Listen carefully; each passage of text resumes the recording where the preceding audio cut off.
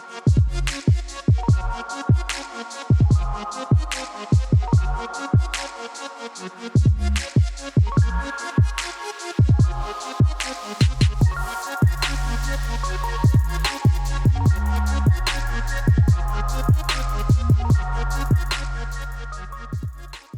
everybody, welcome to the Young Wild Financially Free Podcast. My name is Andrew Roberts. My name is Matt Teifke. And we're here in the podcast studio again with a new guest, an awesome, interesting, fun guest that we can't wait to introduce you guys, Mr. Joseph Dunn. How you doing, man? Good. How are y'all doing? Good, buddy. Good. Thanks for coming on the podcast. Yeah. So, like I mentioned off air, we kind of want to dive into your story and then kind of learn about what you're doing present day and dive a little bit into that. Absolutely. So, I'm going to act like I don't know anything about you. Yeah. This is the first date. Exactly. So, where are you from originally? Actually from here in Austin. Yeah, oh, cool. So, grew up in South Austin in the Circle C, Circle C, Oak Hill kind of area. Got it. Yeah. You were born in Austin? Well, okay, so I was born in Philly. You liar. I know. I was born in Philadelphia, but moved here when I was like 2 months old. Okay, so, cool. Yeah. Gotcha. Yeah. Fine print. Right. Yeah. Well, we won't tell anybody. Sure, yeah. Well, never knows. Yeah, secret between you and I. Sure. So I grew up for the first 7 years of my life in South Austin as well. Oh, cool. In Shady Hollow. Yeah. Right down the road. I went to Manchac Elementary. Nice. For a couple years. Then I moved up to Round Rock where I met this guy. Yeah. And then was there, going forward.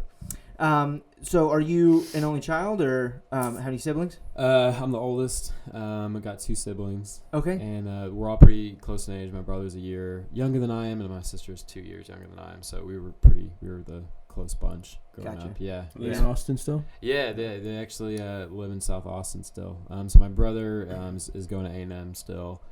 So he's back. He's kind of doing some work. Like taking some time off to work, but yeah, he's still here. Gotcha. It's fun. Yeah, that's cool. And you went to A&M too? I did. Yeah, that's how. That's my connection with Matt. But yeah, pound it, baby. But are yeah, your parents Aggies? Yeah, my mom is. Okay, cool. Actually, funny story. So my mom went to UT for 3 years. Oh. Had to drop out to take care of her mom with some medical issues. Okay. And then she actually became a Christian, and then she said she saw the light and went to A&M. So she finished her degree at A&M, and will just bleed maroon till the day she goes. So that's awesome. There was no way I was going to UT. Like, no offense to anybody, but right. I just wanted to be an Aggie since I was a baby. Wow. Yeah. That's super cool, man. Yeah. That's awesome. Yeah. So growing up, did you play any sports?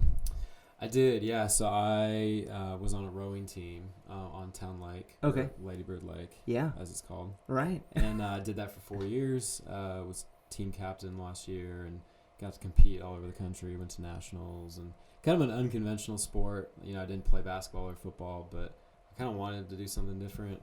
And how did you get into that? Was that offered as a club sport at school, or people were trying to recruit? My mom just wanted me to do it. Honestly, she forced me. Oh, nice. Me and my brother both were in 8th grade, and we started in 8th grade. Okay. So my mom wanted us to do something different.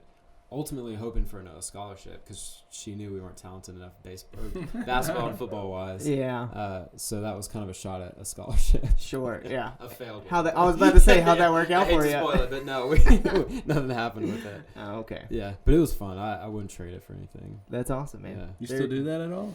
I have a good relationship with the owner down there at Texas Rowing Center, and I'll go down sometimes just to take a boat out. Yeah. I'm definitely miss the routine, and I'm trying to figure out my life capacity to do that more regularly. Mm-hmm. And you'd go do it solo? Yeah. Oh, nice. Yeah. I guess I could take my brother, but yeah, it's a solo thing. Got it. Just kind of go for a run. Yeah. So, yeah. And what did your parents do when you were growing up for a living? Yeah, so my dad for the first 10 years of my life was a printer, so he worked in a print shop. Okay. He didn't have a college degree. Was just kind of a blue collar guy. Worked really hard, provided for us. But as we were getting older in school, and he wanted to send us to private school and pay for sports, we all played instruments. So he wanted to pay for that. So he went to night school and got an associate's degree of some kind to get an IT consulting degree. So he started his own company. Oh, wow. when I was I guess I was a teenager by then. Yeah. And so he was a kind of an IT consultant and still does that to this day. Mm-hmm. And my mom is a landscape architect, so she did kind of freelance architecture on the side. Yeah. But she raised us, so we were actually homeschooled up until 8th grade. Okay. So she was like my teacher until 8th grade. So that's awesome. That's kind of what she did. Yeah. How did you? What was it like? I guess between being homeschooled and then going in. Here comes the question. How many friends did I have? Well, yeah. What was prom like? Yeah. My living room was dark. Sorry, what was your question? Well, it was just like, did you enjoy like being homeschooled more with that, like, I guess kind of like stay-at-home structure, or did you like the public school kind of structure? Yeah, because I kind of had a little bit of both. I think at the time I didn't like homeschooling because I felt like I was missing out. Uh-huh. But then getting into public school and then eventually going to A&M, I felt like I was able to kind of be I show more initiative. Like I had to be a self-starter in a lot of areas growing up just because I didn't have a lot of like a classroom setting or a structure. Like we kind of woke up in our PJs and did school. Yeah. So I learned a lot of like self-starting behavior that I think really helped me. So I think in hindsight, I'm really glad. Sure. I love to read, and I think I learned that through homeschooling. And That's I have a awesome. really good relationship with my parents, I think, too, from having them like pretty involved in my schooling. Right. Yeah. So, Nice. That's cool. Yeah. That's awesome. Do you know how mom and dad met? Because if mom was a Christian Aggie, I don't know how your dad snagged her. Yeah, what happened? Yeah, I don't know. They met in Philly. So my mom, after she graduated, went up to Philadelphia to work at an architecture firm. Yeah. And they just met at church and literally met, and 4 months later got married. Wow. Yeah, so that's quick. That still blows me away. Yeah. And still together? Yeah. They've got a great relationship. Yeah, like it's very pretty cool. cool. I'm very blessed. Yeah. To be able to kind of be around that. Yeah, for sure. That's awesome. Yeah. So I know you said your parents your mom kind of forced you into rowing. And, gave you some direction there. Did they give you any direction on what to do when going into college, as far as like getting a degree and like what kind of career path you wanted to choose? They didn't actually. Okay.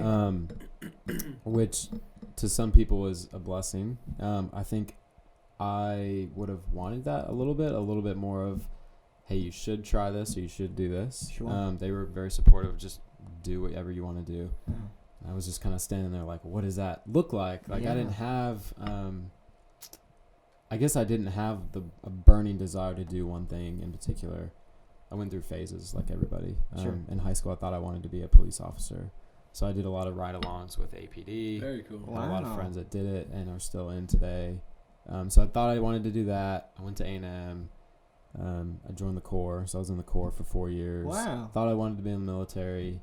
God kind of changed my heart with that. Yeah. But to answer your question, no, they didn't really push me into a degree decision or Gotcha. like a career decision. Mm-hmm. Yeah. Did I know your mom wanted you to go to college. Yeah, what about you guys? But did your parents ever like push you in a direction? Push me to college. Yeah, that was it. Exactly. Yeah. That's what mine was. Yeah, but nothing within it. I mean, I told her that I wanted to, because my mom had bought some rental properties. Yeah. And I was like, I want to just get into real estate. Yeah. And she's like, well, if you do that, I'm cutting you off. I was like, well, it's going to take a year to get my first commission, so I guess I'll go to college. Yeah. So I was blessed that she paid for school, and I was able to get my license at school. But yeah, same. Like I did history degree and social work minor, and my mom could care less what I picked. Yeah. You know. Why did you choose social Yeah, work? I didn't know that. Yeah, I mean, We've been it's friends for years. You're hiding this from me. It was interesting. It was I was pretty intense into it, and just the idea of doing good and helping other people has always been something that's been in my heart. Yeah.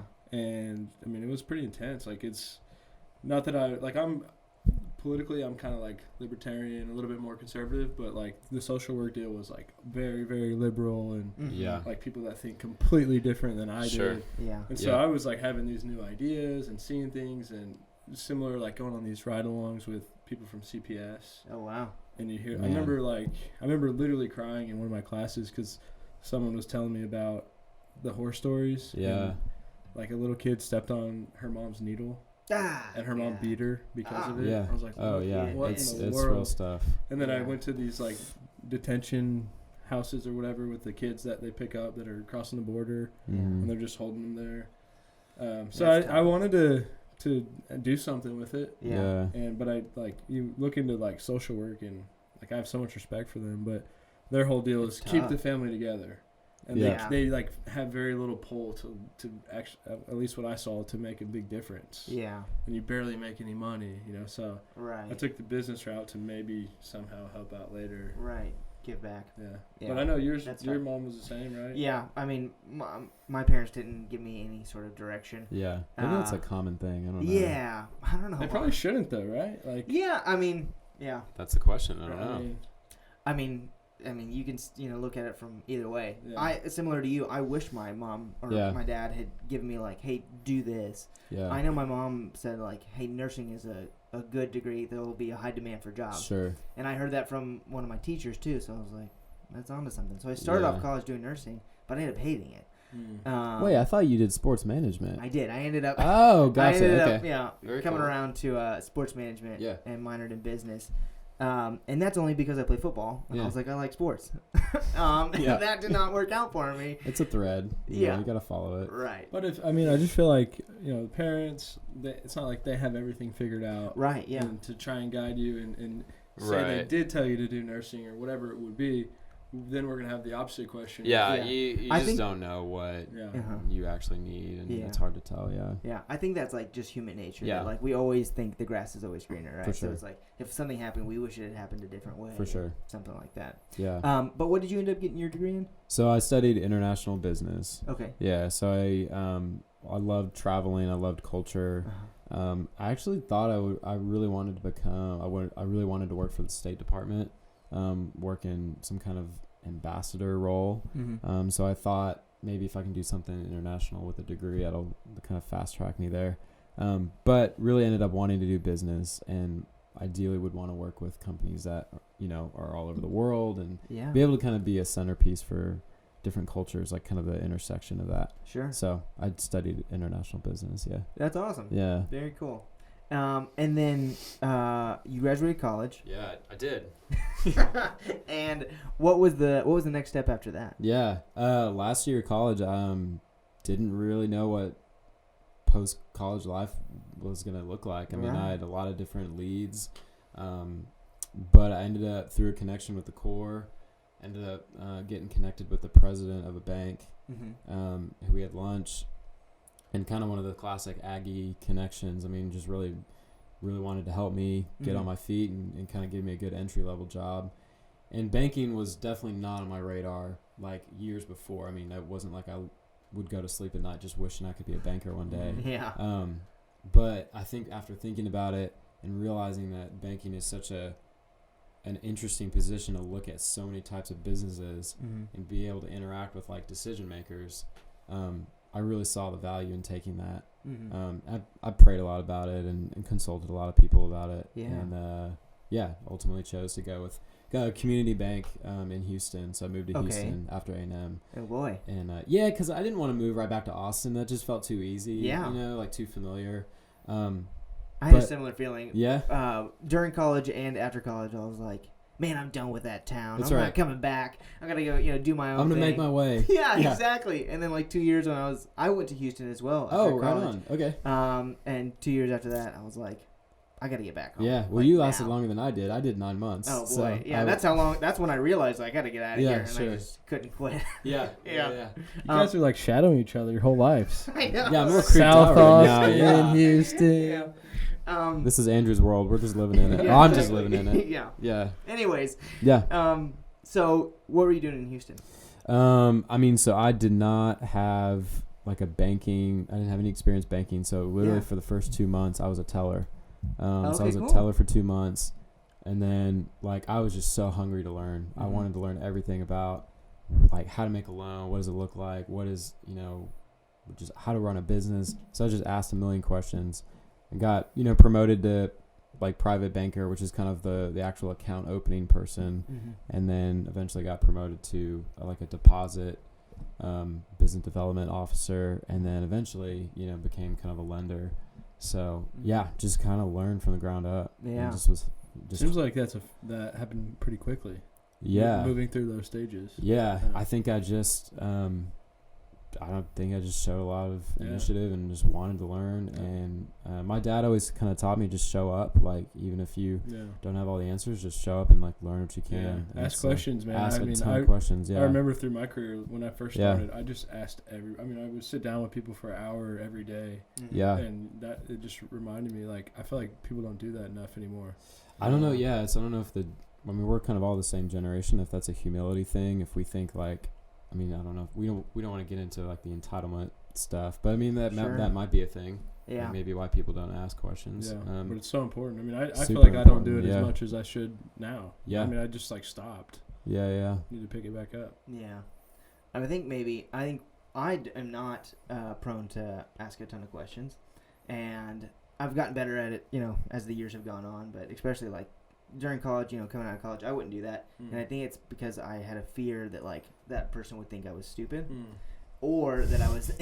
What? That's not funny. I'm telling you my insecurities. No, I'm relating to that. Yeah.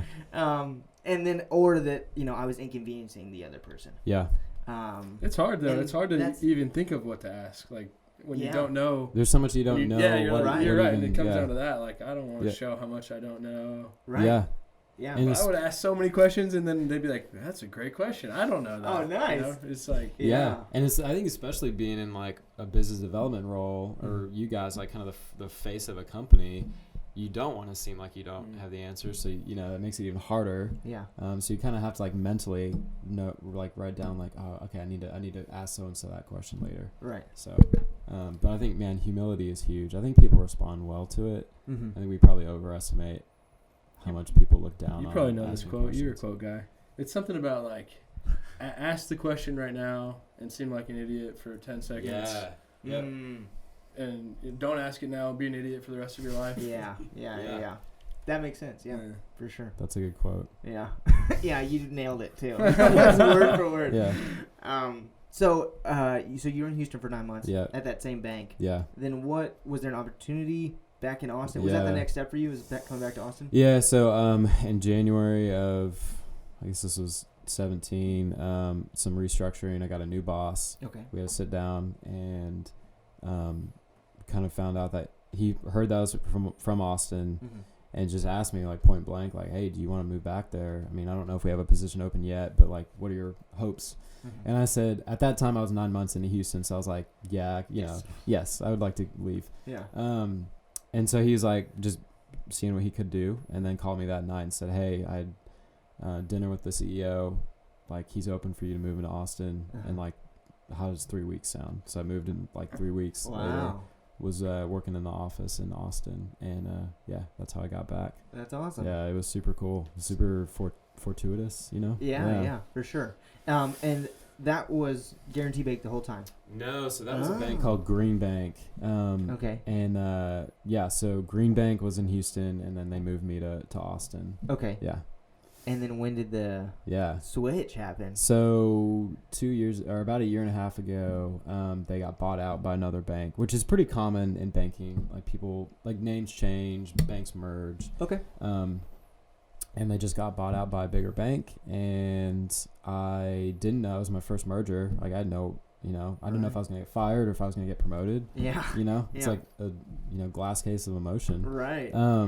But I had some friends who told me like, hey, you might want to just put your resume out there and just see what happens. Sure. But Guarantee kind of heard about me through a connection, and they reached out to me and said, hey, we've heard some good things about you, and we would really like to have you over here, and had lunch with the market president, and then the rest is history. That's so awesome. yeah, very cool. That's how I'm at Guarantee. Yeah, very cool. So do you know? Did you quit before? I guess during that merger from the last bank. Yeah. So do you know if what your fate would have been? Oh yeah. Oh, good question. I don't know what my fate would have been. I think I would have been fine. Better to not know. Yeah, that's right.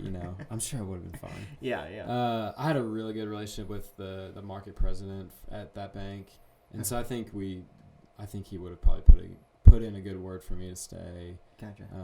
But yeah, I don't know. Yeah. So tell us about Guarantee Bank. Yeah. Guarantee is a Texas bank. Yeah. So we're a community bank. We've been around for over 100 years. We started in 1913 up in Northeast Texas. Actually, not like very rarely do banks stay the same name, and Guarantee is like one of the few banks that I know. Like, they have not changed their name. They've never merged. They've never been bought. They've just kind of slowly grown through relationships with Texans. Yeah. So, they've got like branches all over Texas, and Austin's kind of their newest market. But so it's kind of exciting to be kind of it feels like a new bank, right? Because we're kind of in like startup mode of like we're getting the word out. Yeah. But it's been around for over 100 years. That's cool. But full service bank. We do business banking, personal banking, treasury management, wealth management, all kinds of stuff. That's awesome. Yeah. And exciting. I know that I'm going to ask you, but I know, Matt, you could contribute to this. But so, like, what's the benefit of working with you guys as opposed to, like, your typical corporate? I don't want to say any names, but those kind of things. Sure. Right. Wells Fargo. Okay. Yeah. Or Bank of America or something like that. Sure. Yeah. Because I've always heard that there's benefits to have these. Let me take it from here. Yeah, I'll let Matt answer this one. I can give my 2 cents. Yeah, no, it's. I mean, I've learned through talking to lots of. It started with trying to get creative on getting loans because I had no W-2 income, so I've gone all different routes of hard money, private money. Yeah. And then I started, eventually graduating to banks and learning what's the difference between a Wells Fargo and a community bank, and it's huge. You just get to know somebody.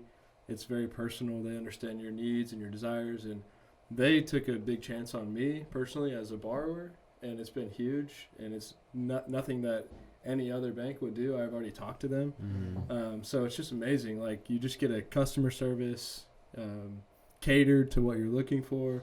Simplest things like, he'll mail a check for me or pick up a key or whatever it may be. Like, that's a big deal. Yeah. And you don't realize that until you're in crunch time when you need help. Yeah. Right? Because Wells Fargo is not going to do that for you. Yeah. No. Yeah. So those simple things, but then it just gets better and better. Like, you grow with them, right? And so I love it. It means the world to me. Yeah, we love working with Tree Homes and Matt and you, and it's been a huge blessing for us to like get connected to you guys. And I think you hit it on the nail on the head. I have a lot of friends who work at bigger banks, so I'm not really going to say anything. Like, we all have our strengths. I think bigger banks can handle bigger loan volume. They can do bigger deals. Like, we can't do $100 million mall loan, so there's just different strengths. I think our strength is in that relationship piece in the, like, we know Andrew, we know Matt, we know Tree Homes. Like, maybe they don't have the W-2 income to show it, but like they have experience, or like they've just got a really good team, and we want to believe in that. We want to, like what you said, kind of take a chance on that. And there's a limit to that.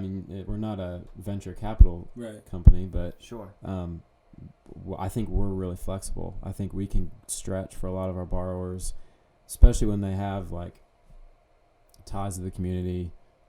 We know who they've been working with. Just the access to a banker. You have my cell phone number. You can text me at 11 o'clock on a Saturday night, and I'll answer. Legitimately, like I legitimately feel like Wells Fargo or certain lenders are looking for ways or reasons not to give you a loan. Yeah. They're like, it's tough, man. How do you not fit in our box so we can say no? Yeah. Right. And you guys, I feel like, are looking for reasons to do it. It's the opposite. Yeah. It's just opportunistic. Yeah. We want to say, we very rarely say no. We want to say like it's a little sticky right now. Let's see what we can do to change things up or how they look. And try to help you get there. Like, we really want to, like what you said, grow with people.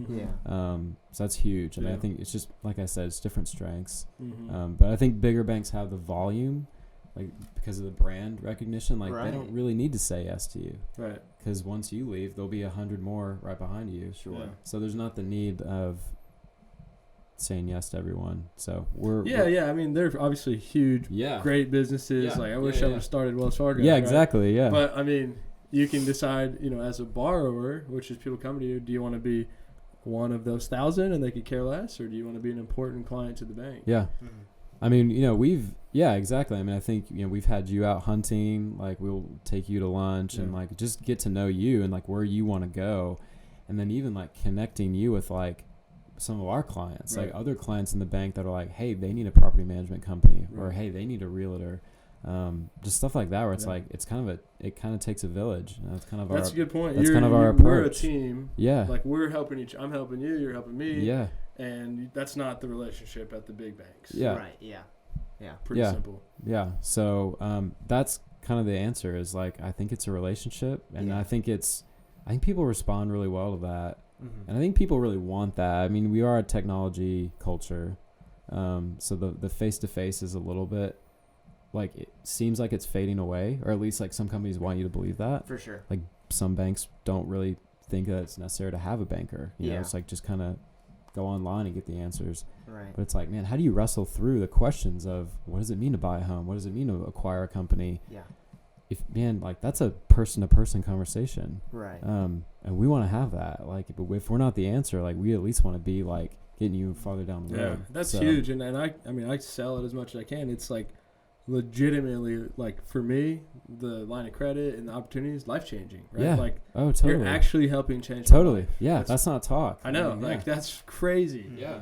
Yeah. And that makes me happy. Yeah. You know, like one of my passions is like just connecting people and helping people and like getting them to where they want to be. Like, I mean, I'm not trying to be overly humble, but like if that's not us, I want to connect you to someone that can. Right. So, I mean, I hope it's us. The crazy thing is it is you guys. Like I have talked to almost every bank. Yeah. And nobody would do the things that y'all have done for me. Yeah. So thanks, man. I appreciate that. I mean, really. Yeah. I really have talked to I talk to everybody. And I think there's we're like complimenting each other. This is awesome. But like, I think there's more room to grow. Like this is just the beginning. Well, like, the reason I'm saying that, like I posted on my Facebook this little video, like got this line of credit. I remember that. And everyone's reaching out to me, like, how do I get that? I'm like, well, just talk to Joseph, and here's how you have to start. And it's just something I legitimately believe in. So I'm the same way in helping them try to get along that path. For sure. Mm-hmm. Yeah. Yeah. That's awesome, man. That's very cool. That's something that, I mean, relationships is what sets you guys apart. And that's something that all of our listeners can relate to and that we can relate to. Working in the real estate industry, it's like relationships is like the biggest thing that like helps realtors and anybody in this industry. And you don't hear that often though. Like I've been doing this for 10 years. I literally just learned about like this next level of banking. Right.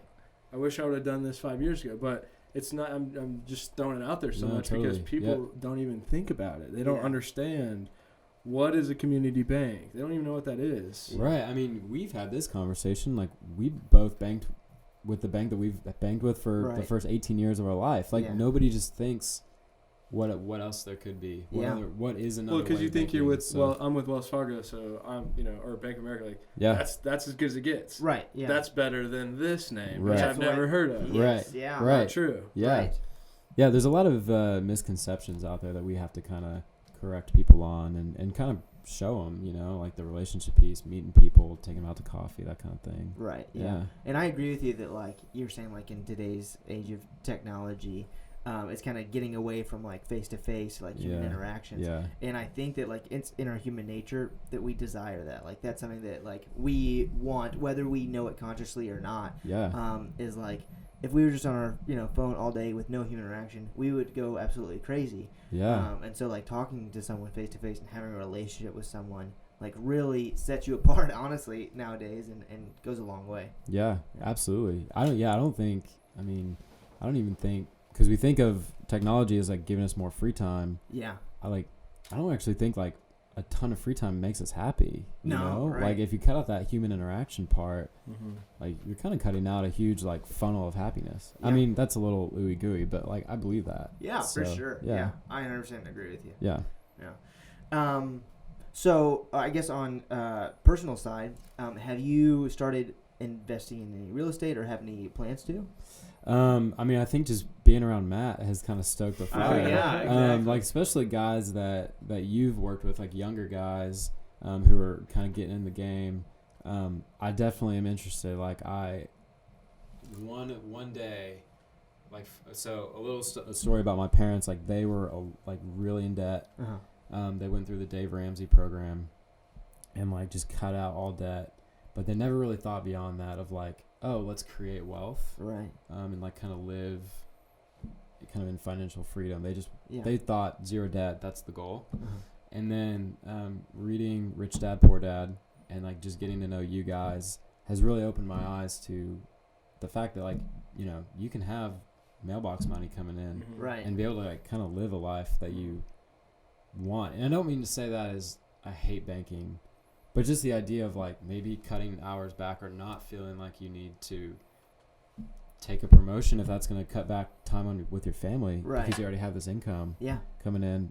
So I like that. I like the Yeah. idea of like creating that for my family. Mm-hmm. I come from a family of entrepreneurs, Yeah. so I think that would kind of be my entrepreneur bone, you know, in a way to kind of scratch. Is there But like Yeah. is there any kind of conflict of, let's say we were to partner together and get a loan through your bank? Is yeah. there any kind of conflict or? Are we on air? I don't think so. Yeah, I have to double check I on was that. just curious, but like I how don't that, think or so. even Yeah. just yourself getting a loan through. No, I don't think so. Yeah. Yeah. That's cool. Yeah. Because I think if employees get, I think, I don't think there'd be a conflict there. Yeah. I was just curious. That's a good question. Yeah. I've definitely thought about it. Like, Mhm. I would love to talk to you guys more about partnering up. Yeah. Yeah. Absolutely. Mhm. Yeah. So is your mom still doing the landscape architecture? Yeah, she is. Oh, cool. Yeah. That's So, awesome. Now that we're all out of the house, she has kind of, like, I think my old room is now her office. And so she kind of invested more time into that and growing it. And she's got her landscape crew that we'll put in. So she'll design the yard and then she'll have a crew go put it in. And That's so, cool. yeah, she's still doing it. She It's- go all out on her own house. Yeah, it looks great. Yeah. No, Yeah. It totally looks great. And I think all the kids kind of have a green thumb too. Really? Like we all kind of That's like cool. we know how a yard looks. Yeah. And so like when you were saying you were starting your lawn business, Yeah. that like got me fired up. Really? Because I mean, when I was 12, I started a lawn company. Yeah. Like my, just me and my brother up and down the street. Right. Yeah. And I still miss that. you Yeah. know? I kind of miss cutting lawns. Right. Yeah. So It's team, fun. Team up right here. maybe. Yeah. I don't know. I just bought my truck last weekend. All right, Yeah. okay, let's so do it. making moves. all right. So dude. Saturday at 9. yes. Yeah. Yeah. You'll be there. Yeah. Cool, man. That's awesome. Yeah. So I guess going forward, I know you said your entrepreneurial bug will be like probably real estate. Yeah. What is like your goal professionally or personally in life, like long term? What does that look like for you? Yeah. That's a great question. I mean, I come from a family of entrepreneurs, and so I would like one day to own my own company. Uh-huh. My first real job, I was a busboy at Hula Hut, Okay. Cool. and worked there for every summer, pretty much in college. I would just come home and Yeah. work and kind of move my way up, and I really learned to love the restaurant business, and I loved like the hustle and just the like you can create a culture Yes. in a building, and like the hospitality industry just has always really attracted me. So who knows, but I think one day, maybe 10-15 years down the road, Open your own or restaurant. less, Yeah. just like opening my own restaurant or yeah. That'd be cool. Yeah, me and my brother both have like done really well in the restaurant industry, Okay. like in terms of promotion and like kind of how we can handle it. Yeah. So I think now that I've kind of had the banking business background, and he can kind of do something else in it, like we've talked about it. Yeah. Um, What is he's still at A&M, right? yeah, What's he getting his degree in? he's doing industrial distribution. Okay. Yeah, but he's actually he manages one of the bars there. Okay. Yeah, so he Northgate? yeah Cool. yeah Nice. yeah. Which bar? Rebels. Okay, cool. Yeah. Nice. Yeah, so he's one of the like GMs there. That's awesome. And just like moved up super fast, Yeah. and has done really well for himself. So we've talked about kind of like, well, how does this look? Like you're doing the finance part, Right. you're kind of doing the operations of the restaurant. Like let's maybe 10 years down the road, like let's do it. Heck yeah. Yeah. That'd be awesome. Yeah. So we'll see. I don't know. I mean, I'm enjoying what I'm learning right now. Uh-huh. Whether that's real estate, a restaurant, or I mean, who knows? You know, Uh-huh. I've thought even more like philanthropic Mm-hmm. companies. Mhm. Who knows? Yeah. Yeah. That'd be awesome. Yeah, it's an interesting question because like we have Yeah. What about you? plans Yeah. and stuff like that. Well, I mean, I was saying that like things change. Totally. Like if I could not have told you 5 years ago that I was going to be here today. Yeah. And so it's interesting we make these plans, but sometimes they just go out the window. Totally. I don't think it's a good idea to have a 5-year plan, honestly. Yeah. I mean, I That's how I am. just don't think that's how you live a happy life. I think Right. just like living it with an open hand. Yeah. Whether you're religious or not, like just kind of trusting in like the plan. Mm-hmm. Yeah. Trust the process, you Right. know? So I don't know how, I mean, to answer that, like, I don't Yeah. really think that far down the road, you know? Good, Like, yeah. I have hopes and dreams, but I don't have, like, as of today, I'm, like, putting in the paperwork to file a name for a restaurant. Like, I don't know. Yeah. I'm just not there yet. Yeah. I But, got you. Yeah. That's awesome. Yeah, for sure. Similar. I think the 5-year plan is like, it just adds kind of more stress to your life. Sure. I think seizing, I guess, opportunity in the moment will lead you to whatever path you want. Enjoy the day to day. Yeah. And then in 5 years, you'll be like, man, I'm further than I would have thought I'd been, or I'm right where I want to be, or, Yeah. or whatever. Let me ask you guys a question. Where, like, future of Tree Homes, like, I know the merge, is happening, but where did you envision Tree Homes being maybe like a year ago, or like where do you want to see? I'm the same way as you, man. I mean, I'm very ambitious and I want to just always be growing and learning. But if I was to say like, hey, Tree Homes wants to have 1,000 doors, like that's like so weak to me. Not necessarily that it's small, but it's like, okay, I get to this point now, all my dreams are supposed to be like accomplished. Yeah. So it's just constantly growing, and we're blessed to be in a great market. And what I love about this industry is there's just always something new. Totally. But I just like to have good people around me and be able to help them, and we all grow together. Yeah. The idea on the merger is that the property management company will merge, and then Tree Homes will still exist as a brokerage. Gotcha. So that maybe take a new spin on like working with more investors and dialing in the numbers and figuring that out. Yeah, totally. But same as you, man, it's like I don't want to put a cap on it or even an idea. Just like go with it and see what happens next. Yeah. I have my personal like dreams. Like I think one day I want to get into politics, and that might be 20 years from now. But slowly, just meeting more people and networking. And that's super if that exciting. works out, it works out. Yeah. Yeah. What in that attracts you? The politics. I've always loved history. Like I love the Constitution, Declaration. Like I love the idea of America was an experiment as a democracy. Sure. And then part of the reason that I feel drawn to it is I feel like I'm good at standing for what I believe in. Mm-hmm. And if I was in certain spots and I could like hold to what I believe and not be influenced. Yeah. And maybe that's completely not the case. Yeah. Like maybe I got to go raise $10 million and answer to that guy. So maybe I don't get into politics. But tomorrow is my first day of, I did this thing called Leadership Round Rock. Okay. And you just go for one day a month, a full day, and you kind of just learn about the city. And I've been put on that path by different politicians or people that I've talked to. Yeah. That I've told the same thing to, and they're like, well, just start here. Yeah. And see what happens. So I mean, maybe I get into politics, but I'm just taking one step and then see what happens after that. Yeah, absolutely. I think that's really smart and really exciting. That's really cool. Pretty cool. Yeah. Is that similar to Leadership Austin? Yeah, it's the same thing. Yeah, okay. Same exact thing. We had the mayor of Round Rock, Craig Morgan, on the podcast. Oh, cool. And he talked about that. I think he went through that program and told Matt to do it. Gotcha. Cool. Yeah. That's awesome. Yeah. Super cool. So just talk to people and then take the next step. And I've had other people tell me the same thing. We've got this guy James Tellerico. He's the Texas senator. Okay. Williamson County. He's coming on in a couple weeks. So just keep like learning from those people. Man, I feel like I'm peas compared to who you guys are. No, you're up there, man. You're up there. No. I can be your finance manager. Just keep me in mind whenever you launch your campaign. Highly recommend it. Yeah. But yeah, Andrew. What about you? Just long term. I mean, I have things that like I want to do, but in all honesty, I mean, I just enjoy day to day, and because I mean, this might sound morbid, but like, if I die tomorrow, like, what happens to my 5-year plan, right? Totally. Yeah. Nothing, I'm not freaked out about that conversation at all. Yeah. Yeah. My wife really is. Yeah. But good thing she never watches any of these podcasts. She doesn't care about this. But yeah, like, it's like, like, I mean, live today, not to be cliche about, totally. Carpe diem or whatever. But, it's like, choose happiness every single day and enjoy it. Yeah. Because you can make all these grand plans, but then they, like I said, will go out the window. Yeah. So. We're reading a book on that right now about just significance. I mean, nice. Yeah. What's it called? Well, it's A Man in the Mirror. It's like a devotional type deal. Yeah, cool. Devotion. That's awesome. But it's like it had these questions like, who are the 10 richest people in the world? Who are the top 10 CEOs. Who are the 10 people on the cabinet? Nobody knows these answers.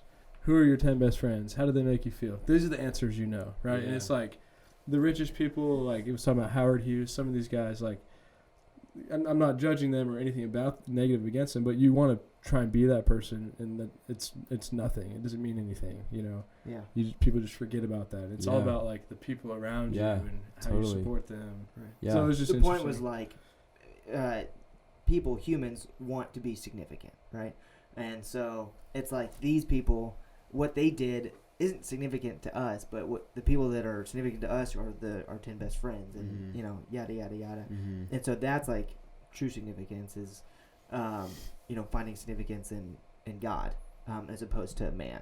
Yeah, basically. Yeah, totally. So that made me think. It was very, I guess, you know, convicting for me because, I mean, we mentioned this off air, but you know, like, so I'm pursuing acting, right? Yeah, yeah. And so it's like, I don't want to be Brad Pitt anymore, you know? It's like, what significance do I want to make? And I don't know if that's the path, right? Yeah, it's interesting. I've actually been listening to a podcast. Can I plug a podcast? Of course. Yeah. It's called the Happiness Lab. And it's a Yale professor who's doing a study on like what really makes people happy. And it's from a secular perspective, but it's interesting because there's scientific studies that she's doing, and kind of talking about how our mind pretty much lies to us and tells us like this will make you happy. So like your mind will tell you like, well, stay on the couch instead of going for a run. Like stay on the couch, that will actually make you happy.